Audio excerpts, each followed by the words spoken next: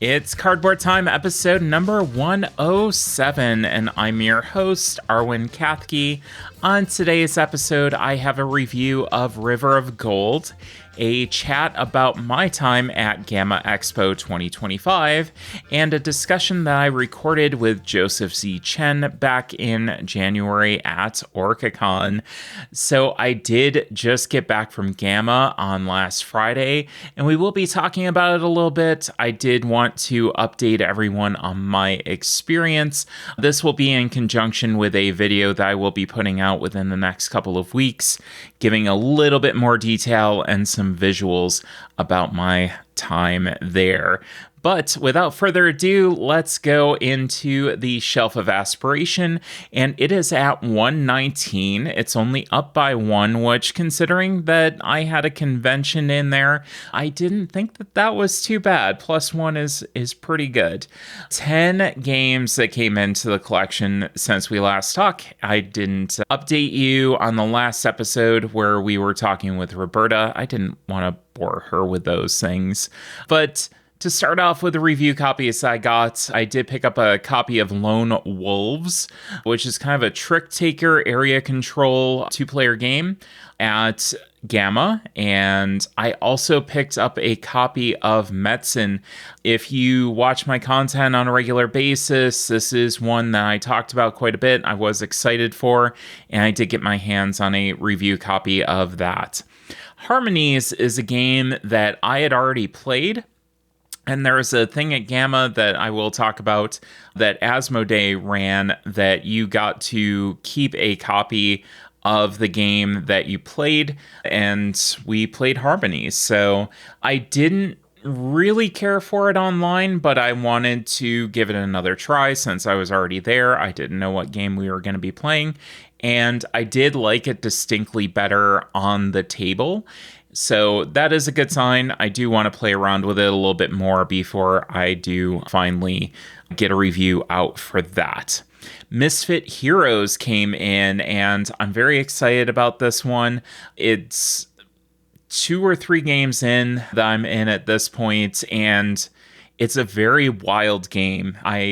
I'm very, very excited for people to see this. I do think that it does some pretty interesting things. As well as Babylon. This was a game that I played at Gen Con last year. I played a demo of it and played a few rounds. And I did get the opportunity this past weekend to get that out to the table. I picked that up at GAMA as well. When it comes to crowdfunding, I did get 3 games in, the first being Innovation Ultimate. I did play the original Innovation, and we also got that to the table this past weekend. It is a wild engine builder. For those who don't know, it is definitely something that I feel is quite different, quite wild, feels broken, but everything is broken enough that it works. That's probably the best way that I can describe it. I do want to play some of those other sets before I start talking about it any more than that, though. Cities of Venus Lost Contact is a game that I backed that finally came in, and I did get 1 game of that to the table. I do want to play that multiplayer before discussing it and giving a final review of it. Planet Unknown is a game that I had already played on BGA quite a bit, quite a few plays of that. I think I've got like 4 or 5 at this point, and really liked it a lot. It took a little while for it to come in, and looking forward for it to get to the table. Though I'm going to try to get some of those other games to the table first. They're a little bit more priority than Planet Unknown right now. When it comes to purchases, I actually did make 2 purchases. I've been very light, and I've been trying to be very good when it comes to purchasing games and not purchasing too many. But 2 that really stuck out to me were the Fellowship of the Ring trick-taking game. I have heard such amazing things about that I did want to pick up a copy when it came out. And to Breeze, I did get a copy of this. I already played that at OrcaCon. For those of you who are relatively close to me, you know that I'm talking about this game on a regular basis. This is probably going to wind up in my top 10 of the year. It is a phenomenal game that Randy Flynn, who you might know from Cascadia, is the designer of. What a wonderful production, and I love this game. So when it comes to games I played, I did talk about Babylon and Innovation Ultimate, as well as Misfit Heroes. Hello Kitty Day at the Park, I did get a game of that in. I will be playing that one more time at least before I talk about that and do my final review. Cities of Venus, I will also be playing again before I review. And then finally, Cascadia Jr. We did get this one out to the table while our friend Whitney was up here, and what a fun experience that was. Definitely prefer the original Cascadia, but I will say that the art on this is so adorable. I love the little kind of scene that you're building, I guess is the best way to describe it, with all of your different animals and terrain types on there. I think that this, I'm going to say it right off the bat before doing a full review of it, but really, if you have kids in that like 6+ range, I think that this is going to be a great, great game for them.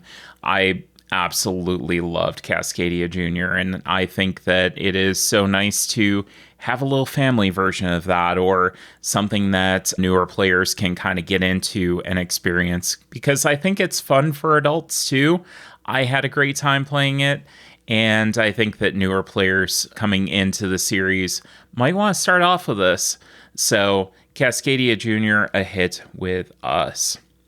Well, let's get into the reviews, and the first thing that I want to talk about is River of Gold. This plays from 2 to 4 players, plays in 60 to 90 minutes, designed by Keith Peugeot. The art is by Francesca Beralt, and this is published by Office Dog Games. From the spine of the World Mountains to the bustling fishing villages of Earthquake Fish Bay flows a river where fortunes can be made and lowly traders can brush shoulders with Rokugan's elite. Will your clan become the dominant force along this river of gold? In River of Gold, players take the role of river merchants allied with legendary samurai clans, each vying to exploit the river to earn wealth, glory, and wisdom. Will you invest in developing ports, market shrines, and more along the banks of the busy river, or will you rely on sailing the River of Gold, growing your wealth and influence through delivery contracts, visiting the nobility, and garnering a bit of divine favor during tough times? River of Gold features a stunning embossed metallic gold game board illustrated by master fantasy cartographer Francesca Berald. In addition to looking beautiful, the gameplay is fast and clever with minimum downtime and a playtime of just 1 hour. Fans of Euro games will enjoy this midweight game with easy-to-learn intuitive rules. You'll be able to get River of Gold. So that was a description from BGG. This was a review copy. Thank you to Office Dog for providing it. So my history with this game, I did play this on BGA. I enjoyed it a lot, and when I had a meeting with Office Dog, I did request the review copy.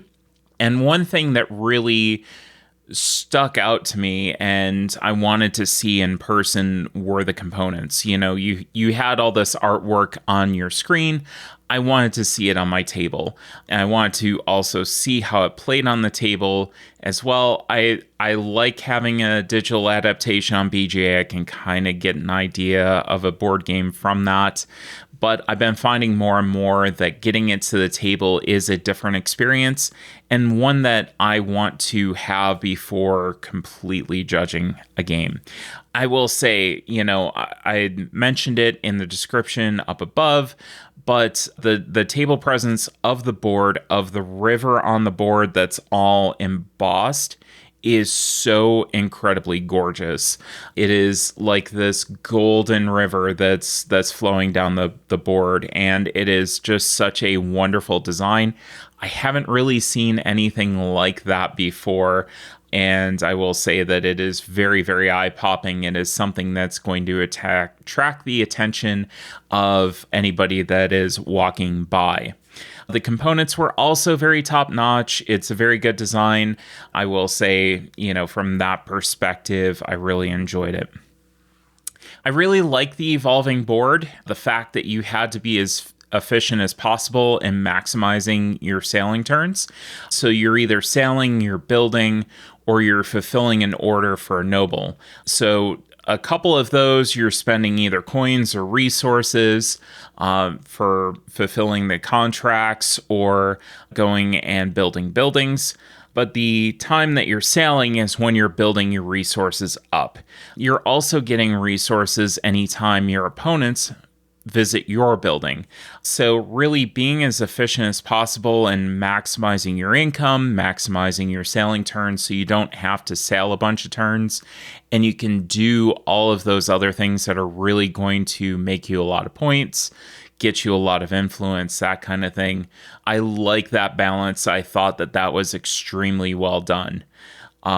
Getting a lot of stuff, though, on those sailing turns is very satisfying. So you basically border 4 different spots, and you are going to collect whatever those buildings are going to give you.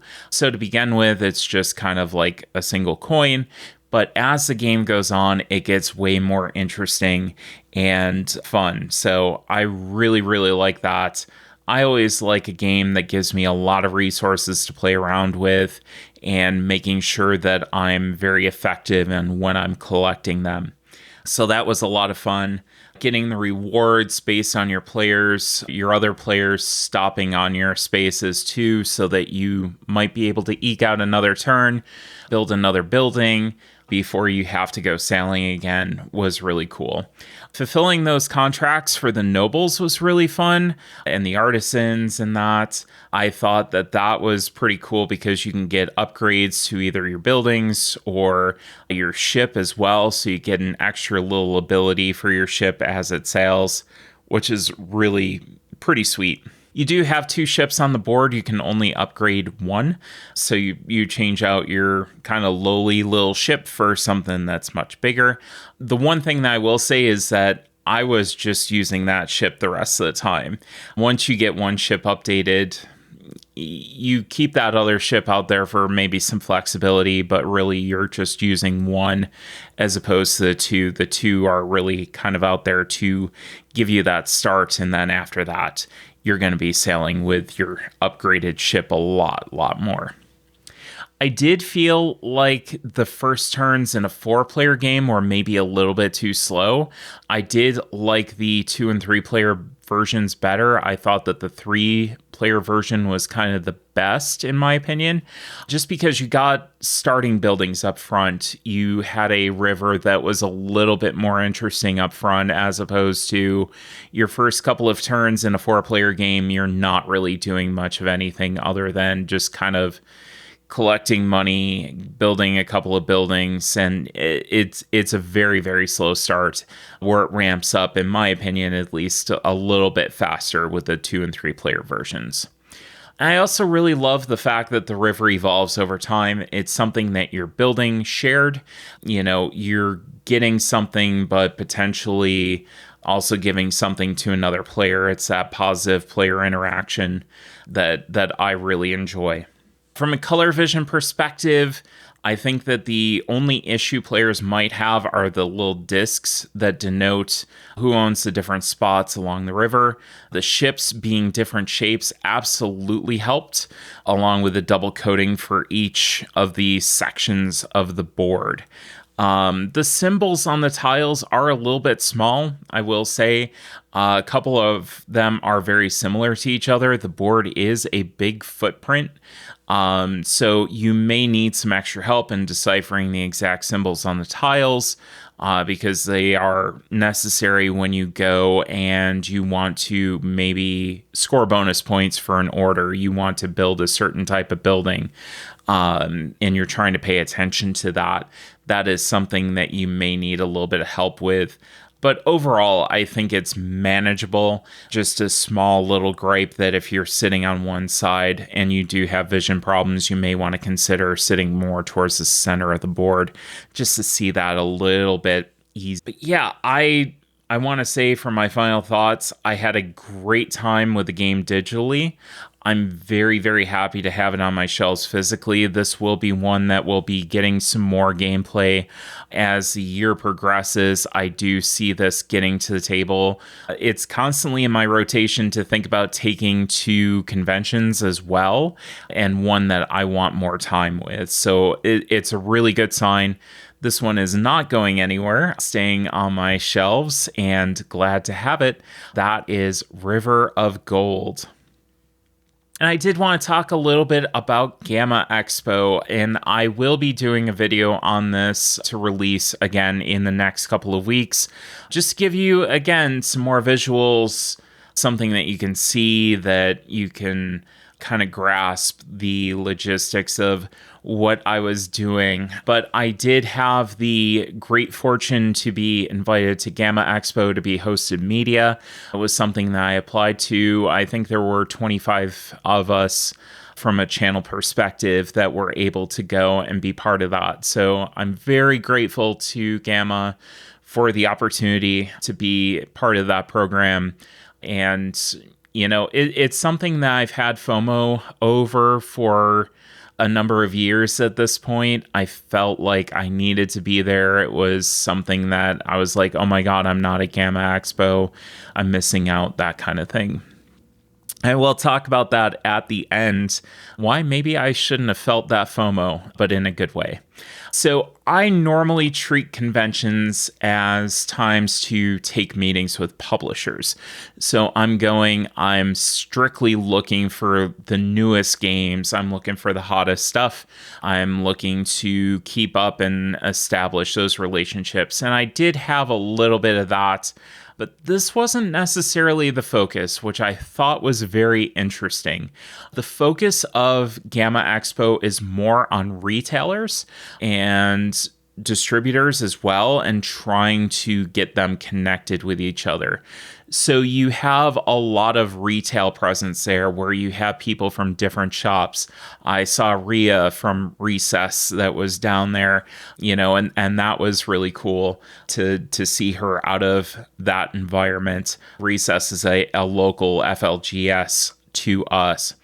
So I thought that was interesting because normally at a regular convention, we're not really dealing with retailers. This is a direct to consumer kind of thing where you can go, publishers are selling their games directly to the public, and just people who are fans are engaging. It's not really the retailer's time to shine. So it is a nice place to have that, direct communication available. I think the biggest thing that I got out of this convention was the fact that I was able to talk to retailers. I was able to hear some of their concerns, some of their perspectives on what's going on what the current state of things is. And I really valued that because I'm not normally doing that kind of work. And normally I go into, usually it's got a lot of games or Critical Hit or Recess. I'm buying a game. I'm talking, maybe with the store owner, but it's not on that level of, that deep, trend kind of thing. Sometimes I talk with Eric at Got a lot of games about that, but not to this extent. And again, this is super valuable since I'm just working directly with publishers and that. And a couple of things that came up, I think one was, some of the retailers were very concerned about the ability to continue to maintain safe spaces. This was kind of I did tend to be in spaces where this was a point of discussion. And I think that is one thing that they know is important. And they also are kind of concerned on, hey, am I going to be attacked? Am I going to be threatened for doing this? And, it's something that I didn't think of as a concern because I just assumed, okay, well, obviously you're just going to go and have these and you'll always be able to have these. But, those concerns do come up. And I thought that was really interesting to hear. The other thing was concerns about what upcoming tariffs might mean to their sales. So, hey, if these get enacted, what am I expecting? What should I order? What should I maybe avoid? What are people going to buy? These are all things that retailers are thinking of when it comes to, maintaining their shop. So I thought that was really interesting. When it comes to GAMA as a physical location, I've been pretty vocal about Louisville as a location, and just because it's in the edge of Kentucky. It is in a place that is it's difficult logistically to access. You usually have to take a connection if you're going to fly in. If you're going to drive in, especially for me, there's an area there that I definitely don't want to stop because I am trans, and having to stop along the way would be difficult. But at the same time, Louisville is accessible to a large swath of population. So, I talked with one game store owner who was coming in from South Carolina, and it was actually a place that my grandparents used to live. So it was really cool. It brought a little bit of a personal perspective for me.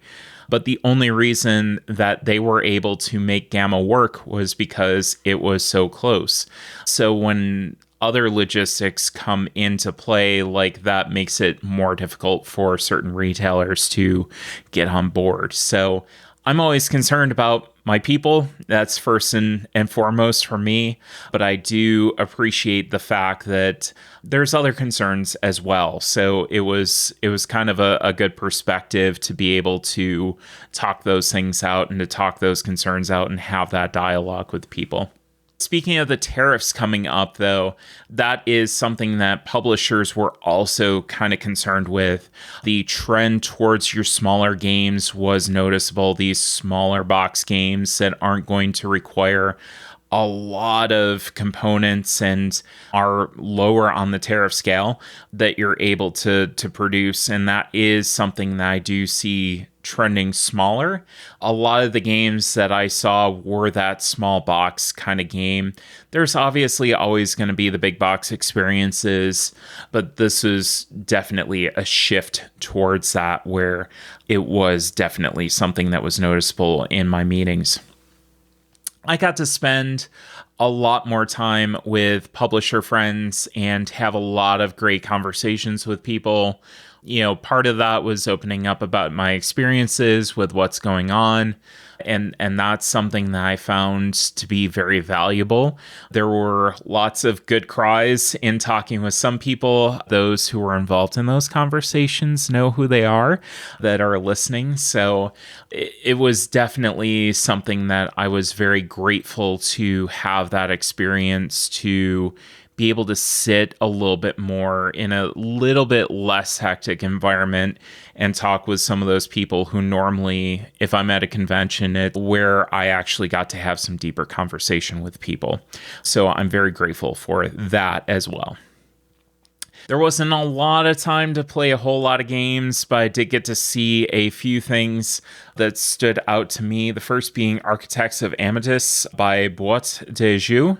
Hopefully I'm not pronouncing that horribly incorrectly. This was a fun game that I actually wound up getting to play with a loan shark. For those who don't know Charlotte, she is an amazing presence in the board game industry, doing a lot of things, especially at conventions. Usually most noted for her cookies by a lot of people, but really good human being as well. So I was grateful that I did get to have some time to sit down with her and play this.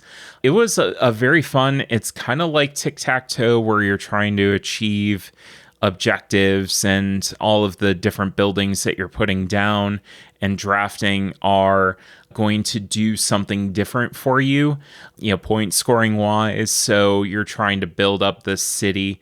Again, kind of a small box experience. I would call it maybe more towards a medium size box, but it was definitely a very solid 2-player game.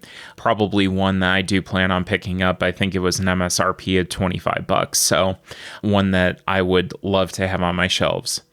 The second is Red Carpet by Devere. This is a game where you're using your phone to take pictures of celebrities who are getting out of limos. You're trying to build up your influence with certain celebrities, get them basically awards so that you get to score more points.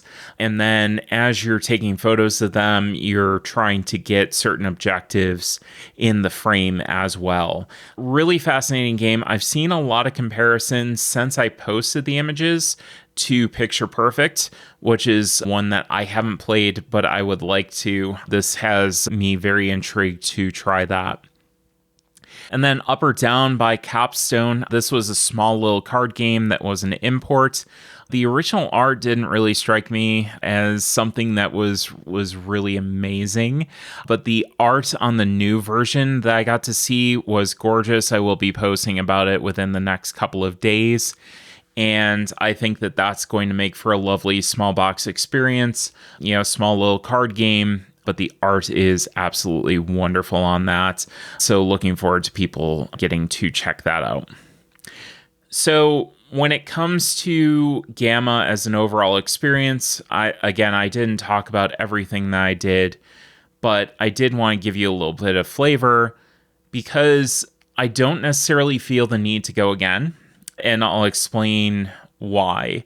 I think that this is a convention that allows media to get a good perspective on some of the things that they don't normally get to see when it comes to, we go to all these different conventions, but they're all kind of the same. And to have that retailer perspective on it, I do think is very valuable for a lot of diverse voices to go and see. So I would love to see more diverse voices, different people covering the convention from their perspective and getting that information out to the world. And I think that, I kind of came into this as I'm just going to be covering the new games for my channel. And I think that this is a much more valuable perspective to show to everybody that, retailers are a big part of this. I did meet up with a retailer, Opal Games, I believe, that is out of Detroit, and I am very much looking forward to going and talking with them at some point, hopefully this year, about their experiences, creating a diverse space, some of the challenges that they've had, because from the retail side of things, I don't think that we've explored that much. And that is definitely something that is part of the board game industry. And that's what we're covering. So yeah, again, I don't necessarily see the need to go every year, but I do feel very grateful that I did get to have this experience to kind of make those additional connections, kind of keep up those connections, and then get that unique perspective. With that said, stay tuned because coming up next, I have an interview with Joseph Z. Chen. On today's interview segment, I have Joseph Z. Chen. Joseph is probably most well known for designing and the art of fantastic factories, and a personal favorite of mine as well. But he has also done a lot of work in developing some great upcoming titles by Flat Out Games, including Cascadia Jr., Knitting Circle, Point Galaxy, and Propolis. Joseph, welcome to Cardboard Time. Yeah, thank you so much for having me. So can you tell everybody a little bit about your work and how you got into the hobby? Yeah, I think, I got my start, like a lot of people, playing Catan with friends, and I think I went through a phase with Seven Wonders and Dominion as well. I think how I got into actually designing, I think at the time it was a group of friends, it was 4 of us, and we just came up with kind of projects and ideas and things to do, and one time we were just like, you know what, let's try designing a board game. And we thought it would be simple to just kind of glue together all the mechanics from all the games that we liked, like the simultaneous play from like Seven Wonders and like the engine building from Dominion, and thought we'd just put it all together and make a great board game. But, it's, as most people in the industry know, it's a little bit more complex than that. But that was our start, and that's one thing led to another. We're like, well, what do we do with this design? What came out of that was Fantastic Factories. And then eventually we designed it, self-published, and went all the way with it. I think it was really interesting. I was seeing a designer's blog or diary, as they call them, and just seeing that journey from the concept of Fantastic Factories and those first cards where you just had like numbers and symbols and that to this fully fledged game, with the art that you did and everything else was just, it's really fascinating. I think it's a really good thing for people to see, like just how simple things can start as well. Yeah, I mean, really, it was just note cards, pen on, it's just scribbling. And the great thing about like early stage prototypes too is like while you're playing, if something doesn't work, you could just scribble over it, just cross it out, write a different number on there, and that's a really cool part of the designing process is when you have that much flexibility. The goal of the game isn't to win at that stage. It's just to see if it works, what works, and if you need to change a rule halfway through the game, it's okay to do that. So that's a really cool part of that process. And how about the artwork? Like, how did you kind of come up with a theme and the art design behind Fantastic Factories? Yeah, so like there's a lot of different ways of designing games. For me, I'm mechanics first, I think, for the most part. And so while we're doing the prototype, so at the time, I didn't really consider myself an artist, but I was kind of tired of just looking at blank cards the whole time. So, I was like, I have some experience with Photoshop and a little bit with Illustrator. And at the time, I was working with really talented graphic designer and illustrator at my day job. And so I chose to just emulate that style. It's like, that looks really doable. It's like simple vector graphics put together in a really interesting, compelling way. So, and the goal wasn't to like make the final art for the game. I was just, I wanted to just look at something other than blank cards while I was playtesting. And so one thing led to another. People thought it looked pretty good. I got some tips and pointers from my coworker who was the graphic designer, and eventually decided that my art was good enough that, and compelling enough to eventually make it all the way to the published game. So I think that Fantastic Factories is a really great example of something that is very nice and color vision accessible, which is something that we talk about a lot and something that really stood out to me about the game. I think that the story behind how it got there is really fascinating. And I think it's one that the audience would also love to hear. Can you tell me a little bit about that? Yeah, I think that it's a really doable thing for a lot of games, and like in some ways it's almost free, and like it helps people who aren't colorblind as well. Something called double coding, where you both signify something in the game mechanically using colors and a symbol. And I think using both color and like a visual symbol really helps kind of reinforce what it is. So I think in most games that should be the default. People should be doing that whenever possible. And I think it not only helps people who are colorblind, but just helps reinforce it. Because some people, they really react to color.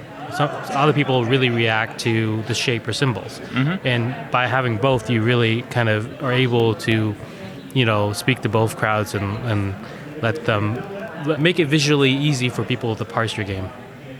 Yeah, and it's one that I think even before I really focused on it, it really stood out to me as, and still does to this day, as like a shining example of you can do this. You don't have to put a huge amount of effort into it, and it does open up that accessibility for so many people that wouldn't necessarily be able to experience that outside of having that symbology and the color linkage there as well. So, I really want to commend you on that for the work that you've done, with trying to make games more accessible for folks. Thank you. Thank you for saying that.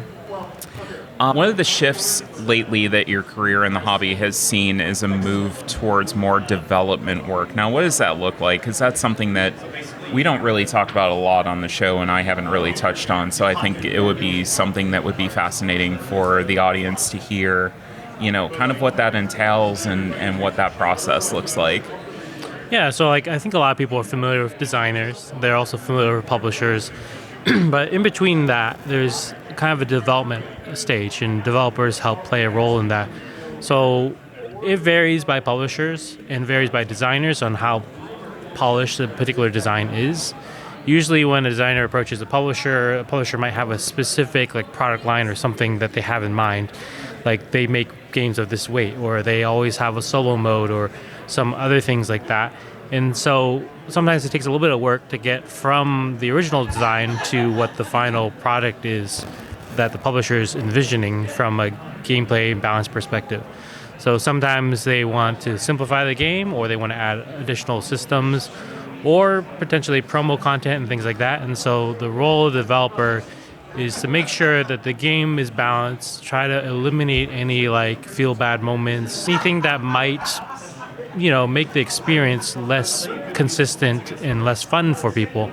And so making sure all the numbers are right, try to simplify and streamline. So that's really what the developer role is all about. And I think it's such an important role because you see what a designer has put out, and that's not necessarily even, I mean, you have a rough outline, but I think it's really about the polish, and it's really about that, final experience that somebody's going to see, which is kind of fascinating. And the fact that the product that's coming out of the designer does have to go through a decent amount of iteration to be, what lands on their table as well. Yeah, especially it depends also like how often people play games these days too. Like, I think development really is important if you are hoping people will play the game multiple times, because I think the game design will usually reveal the fun of the game, and you can be really excited about a particular design, but nothing ruins game more than if someone finds, like, for instance, a dominant strategy and the game becomes like really repetitive and flat, and so development helps kind of encourage people to play it more, and they get to experience more parts of the game. And so in a age where it feels like every game is like everyone plays once or is disposable, I love to see people play games more and more often, and the same games more and more. And I think that's one of the things I think like Flat Out Games does really well, and why they have such a strong like creative development team, is that the games are highly replayable, and I think that shines and shows through like how many hours they put into development. Yeah, exactly. And that's a journey that I'm finding myself on more and more as my shelf of aspiration, as I call it, kind of gets less and less. I'm starting to get to those old favorites more and more. And you can kind of tell, like, hey, this one didn't necessarily hit as well as I thought it did the first time, or it felt, the same this time as the last time that I played it. Where you can tell some of those other games, like you said, are going to be, that thing that I'm going to constantly get to the table and want to introduce to other people and not be sick of it as I'm doing that. So I definitely see what you're saying there. Yeah, and I think the first experience for a game also is really critical. Like, there might be like a mechanic game where it's like 90% of the time it's fine, but like 10% is actually a large percentage of people. Like, if 10% of people have a bad experience on their first play, they're not going to come back to that game. They're not going to play it again. And so part of it is just like really reducing the chances of a bad experience from happening as well. So that's a really important part. It's fascinating. Do you have a game that has been your favorite to do development work on? I mean, Fantastic Factories itself had a very long development cycle, because part of it was my first design. And so in some ways I didn't really know what I was doing. I think also being self-published as well, trying to figure out what the audience was. So that's one where I think, I don't know if favorite's the right word, but I certainly learned the most from that situation. I think one of the biggest lessons I learned was like, not all games are for everyone, and recognizing what your game does well, leaning into that strength, and just kind of like understanding who the audience is. Fantastic Factories is what a lot of people call like a multiplayer solitaire game. And it does the engine building thing really well, but it's not very interactive. And I think I spent a long time, I think almost a year, kind of trying to redevelop the game to be more interactive, when I realized that just was detracting from the fun of the game. That just wasn't what the game was about. And so I think really identifying what the game is about and putting development energy towards that, I think that was kind of the most interesting and rewarding part of the process. Oh, very, very cool. So do you have a favorite hat that you wear in the industry? So whether it's design, development, graphic design, art, do you have a favorite that you do, or do you just like all of them equally for different reasons? Is that a fair question to even ask? Yeah, it's a good question. Having done like all parts of it, I think design and development are my favorite. I do enjoy graphic design, but I know there are professionals that are just more talented at or more experienced at than I am. So I've lately been focusing on design and development. I think design is really fun, but it's one of those things for me anyways, personally. I have to have that kind of like that inspiration. Like sometimes I'm feeling motivated and inspired by a particular design or idea, and I'll run with it, even sprint with it. But sometimes there's not anything on my mind design-wise, and development is a nice kind of way where you can continue to iterate. It's it's very satisfying in the sense that you're always making progress. Where design sometimes feels like you've hit a really great design, or sometimes you try design and it just falls flat. So designing sometimes feels like you're digging for gold. You sometimes find it, sometimes you don't. Whereas development always feels like you're making progress towards that end goal. And so I think I like both. When design inspiration strikes, that's something that's really exciting. It's exciting moments, those early stages of the game. But development is also satisfying because making that incremental progress, even if there are small steps, is always really satisfying. Yeah, that is one thing that I have seen from the design side of things. I did some design work back in 2019 before the pandemic and kind of settling into more of the podcasting role.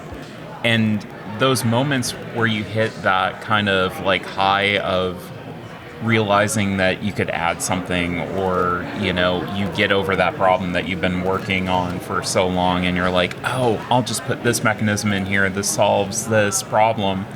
That is a huge high that you get from making that realization and having that kind of moment. Yeah, and you do get some of those also through development, depending on like how much work or what the goals of the development process is.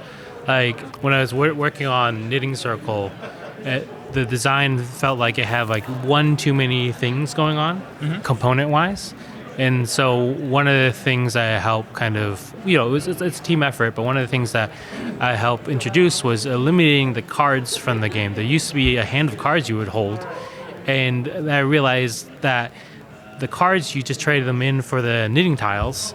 And so in a lot of ways, it's just kind of an extra step that was unnecessary if you could just shortcut it and you could get rid of one component, which is great for publishers. And like, well, we don't have to print that extra thing. It's also great for gameplay because it's like one fewer thing you have to hold as a player.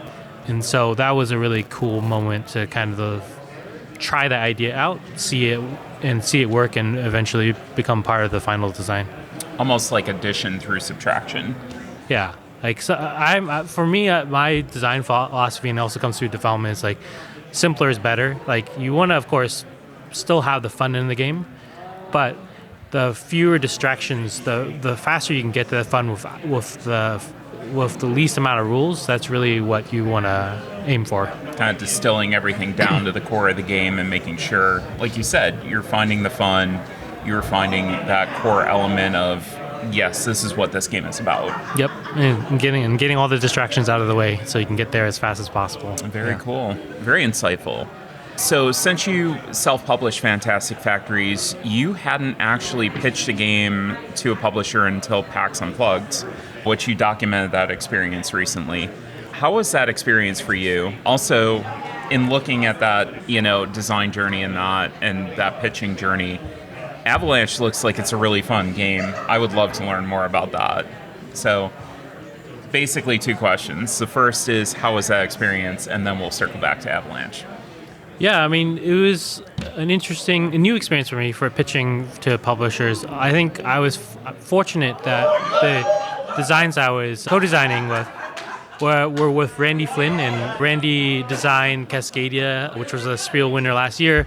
And when you partner with a designer like that, it helps open a lot of doors in terms of like accessing publishers and getting them to respond. So that helped a lot in terms of getting meetings. But once you get into the meeting, like it's just another pitch to the publisher. You may have a reputation, but that kind of helps get your foot in the door. But you still have to kind of rely on the strength of your design and the pitch. And it was really interesting to see kind of how open-ended it was. I think that there's not necessarily one like predefined structure in which publishers like say, okay, I want to do this and do this and do that. But one thing I did notice is like publishers often, especially like larger, more established publishers, they have a product line in mind. Like, I need a game that fits this certain criteria, has this component count, has this level of complexity, this many players, and that's oftentimes what they're looking for in your design. First thing is, does your design fit into that mold that they're looking for? And also, one thing to consider is, similar to the playtesting, the goal isn't necessarily to win the game. Mm-hmm. In playtesting, you're trying to like make sure the game's balanced, but in pitching, you're trying to make sure the publisher understands the nuances of the game, what makes it fun. And so sometimes that means not necessarily if you're playing the game, not necessarily making the 100% most optimal move, but sometimes the one that creates the most fun and most interaction between players. And then another thing is like, you don't expect to play through the whole game. Even like, I brought some really quick games, but that are simpler in nature, but we didn't even play through all that. Just get through 1 or 2 rounds, as long as they get a feel for how it goes. And a lot of it's just, keeping in mind how much time you have allotted. So that was an interesting experience from that standpoint. Did you have any speed pitching events when you were there? I know that was something that I had done at Origins. I think it was like 2019. That was a very unique experience, probably like the most stressful hour and a half that I had in my entire life. Have you gone through that at all? No, I think that would be an interesting experience. I think that would be probably really good practice, honestly. Mm-hmm. But also, like you said, a stressful experience. So I was fortunate enough that all the meetings I had were scheduled in advance for the most part. I think you can get a little bit deeper into the core of the game, like you said, and actually create that magic of getting people to see what your game is about and like the fun behind it, mm-hmm. as opposed to trying to get them on this kind of concept that they don't necessarily get to see. Yeah. Well, it's one interesting thing too is like, a lot of people, when they have a game, the first thing they want to do is explain all the rules, right? And while I think that can be helpful in playing the game, you don't have to explain every single rule. Whatever you need to get into the game, play the first turn, is really important. And I see this also in like design competitions, and I imagine it's the same for speed pitching and things like that. People sometimes get stuck in explaining the rules, mm-hmm. And you do need a few of those in order to get into the game. But the more important thing is explaining the fun. Yeah. Discovering those interactions and things like that. So there may be edge case rules that might apply, but publishers aren't going to feel hurt if they get caught by a rule that they didn't know about in a weird edge case. They want to see what the core loop looks like, because everything else also can go through the development process, and those kind of rough edges can be smoothed out. The important thing is seeing that core loop. Very cool. Tell me a little bit more about Avalanche, because, again, this is one that I looked at on your pitching journey and really looked interesting to me. Yeah, so it was an idea from Randy. He was inspired by some of the classic card games that we have these days. So like Six Nimped, or it's called Take 5, I think, in the U.S. markets. Mm-hmm. There's these like multiple lines of cards, and you trying to capture them. We end up with a design that was maybe a little more strategic and tactical compared to like Six Nimped, but it's what I like to call controlled chaos. And there's you can consider it kind of like area control. There's like these point cards that you're trying to capture, but there's 2 factors in the cards that you play. There's the capture value, which helps get the card captured, and then there's influence, which helps decide who captures the card. So everyone's playing to these cards, and whoever ends up with the most influence gets a card, but the card only scores if the capture value is high enough. So this is kind of push and pull where like, I have the most influence here, so I want to like push the capture value up. Or someone else has the most influence there, I'm not going to play any cards there, so no, they're going to have to play cards in order to score it. And all of this while, all the cards placed face down, so you don't quite know where everyone's playing things until the round's over and all the cards get revealed. And there's also action cards that kind of move and shift people's cards. And then the reason why the game is called Avalanche is when a card gets scored, the players who didn't score it, their cards actually cascade down to the next line, which can then cause a chain reaction of cards being scored in really unexpected ways. So that's why I like to call it controlled chaos. Everyone's trying to lay out these plans, but inevitably some of them get disrupted when the cards kind of avalanche down to the next line. And I think that's what really stood out to me, because I like engine building and I like, things that cascade and kind of fall into place. And I think that was a really unique, fun element to that game that just really popped at me. So I'm looking forward to seeing more of that one for sure. Do you have any hobbies outside of gaming? Mostly pretty adjacent hobbies. I think I play some video games. I don't have too much time between the day job, working in board games, and also having 2 kids. Mm-hmm. But I've been playing some video games lately. Been playing Deep Rock Galactic, which is like a cooperative first-person shooter. It's got a really great community, but my son has gotten really into it, and so we play together as well. And beyond video games, my wife and I also watch a fair amount of television as well, usually through Netflix or Disney Plus. I think right now we're working our way through Squid Games, this second season. I just finished that up, season 2, of course, leaving us on a cliffhanger. Oh, yeah. So, well, they always got to set up for the next season. Yeah, so I won't spoil anything, but I will say I've enjoyed my time watching it as well. It's been a fun ride. Yeah, it's interesting because Squid Games, they've got a series of games, and you'd think the second season might feel repetitive, but surprisingly, the writers have done a really good job of having a familiar formula, but also be different and compelling. And they actually write that into the story as well, because the way that it starts off kind of makes you feel like it's going to be, this is going to be the same thing, and then it just does kind of go off the rails a little bit and really gets kind of fascinating. So what is on your table other than your designs? Lately, some of the games I've been playing, Wilmot's Warehouse. It's like a cooperative memory game where you place items in a warehouse in a spatial way, but the items are all face down after you place them. So everyone has to collaboratively decide where does everything go, and at the end there's a test to see if you remember where everything's at. Likewise, been playing a game called Out of Sorts, which is by a local designer, Connor Wake, which is a similar idea. You're just think of it as a Dewey Decimal System for an alien library. So you have to sort all these runes and symbols in a particular order, and then there's a quiz to make sure you remember what order everything's in.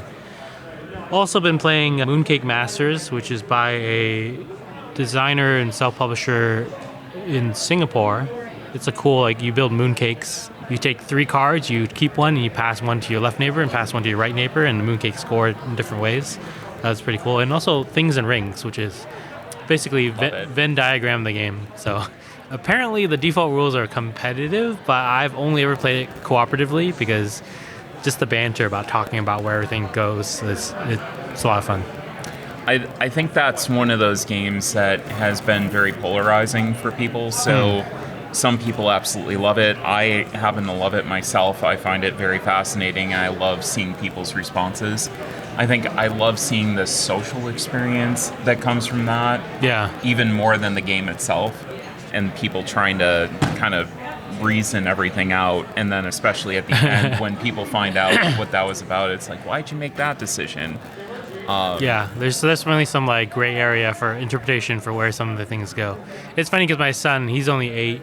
He loves being the clue giver or the knower, I think is what it's called in the game. But sometimes he reads the cards wrong, and that's an extra you're never quite sure if he's giving accurate answers. So it's an extra hard mode, I guess, in some ways. It's built in. It's great. And then on Board Game Arena, I've been playing a lot of Board Game Arena because it's a good way to get games in asynchronously. Mm-hmm. I think with kids and my spouse also doesn't play board games, so Board Game Arena can be a good way to get some games in. I've been playing Cartographers, Living Forest, Race for the Galaxy, and Seven Wonders Duel. Love that. Yeah. Yeah, it's been a favorite of mine, especially since 2020. and, making new friends and having those friends being spread out across the world. Yeah. Being able to keep up with them and play asynchronously. Like I've got one going with a listener, from Europe. Oh, yeah. And we play spots all the time as well. So I just find that really cool. The person I actually play with the most is a former coworker, but he's located in the Ukraine. So oh wow, it's crazy because we'll have most of the day, we'll have mismatch. He'll be sleeping, I'll be during the day, but then there's 3 or 4 hours of overlap each day, and we'll be taking turns every 5 minutes. It's kind of funny. Yeah, I love that when that kind of lines up and you see the turns actually going, and it's well, hold on here for another couple minutes because I can get another one in after that. I'm going to hit you with a couple more questions that I didn't notify you about, but I do have to give a shout out to OrcaCon, where we're recording out live right now, which has been very fascinating. It's been my first West Coast convention. You have been coming here for several years at this point. And we were talking about the vibes of this convention and just how different it is than the standard conventions that we go to, like PAX Unplugged and Gen Con and things like that. So you actually wind up getting games played. And I think that that's something that I'm starting to see from a lot of my industry friends that are here, that they're talking about the excitement of actually getting stuff played, which is kind of a unique experience. Do you want to tell the audience a little bit about how this differs as a convention from the standard conventions that we usually go to? Yeah, so OrcaCon this year is in SeaTac, which is just south of Seattle, and I live in the Seattle area. So it's local to me, so it's easy to get to. But it's also not big enough where there's publishers coming, so the spectacle of an expo hall or anything like that. So it has the benefit of being local, having a lot of people I know, but also not being big enough where you have industry things to do. You don't feel like you're working the convention, whereas at PAX Unplugged, I spent half my time working at the Flat Out Games booth, and the other half of the time pitching games. And so this is one where we'll actually get to sit down and play published games with friends and new friends, And so it's where I get most of my games played for the year. So I think a lot of people who are in publishing, designing, they spend a pretty big chunk of their time playing playtesting unpublished games. So it's kind of funny that a lot of the games I've worked with, I've played much more in prototype form than after they've been published. Especially since there's such a big gap between development and when the game actually becomes available in retail. And so in some ways also just playing games is fun. It's also great research for ideas and other things for design and development. So in general, OrcaCon is one of my favorites for that reason. And it's kind of a refresher to why we love the industry and why we want to continue on working in the industry, because there's so much business that goes on all the time, and you see these people in a business context, but being able to just go and sit. This morning I sat with 5 of my friends and we just played a game which Amanda Panda and I were talking about. We've never actually sat and played a game together. Yeah. And we just did that for the first time today. So we've known each other for so long, it's fantastic actually being able to do that. So One last question before we wrap up. Any games here that you are looking forward to actually getting to play, or are you just going to scope out everything and see what you come across? So one game, I've now played a couple OrcaCons, and I'm hoping to make it a tradition maybe. It's kind of a lesser known game that I think is underrated, but needs a high player count. It's called Good Critters. Okay. I think it's 4 to 8 players, and you're a gang of animals that have robbed a bank or something, and you're trying to split the loot. But the thing is, there's only so much loot to go around, and the boss unilaterally decides how the cash is split up.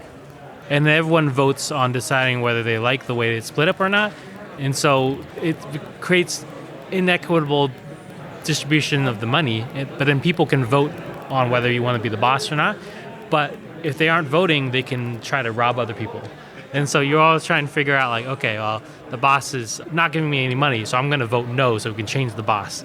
But then there's this kind of mind game of okay, well, if I'm going to vote, then that means I'm vulnerable to someone trying to rob me. So it's this cool like mind game, That's like fascinating. a lot of social interaction, people like forming unofficial alliances and then backstabbing each other.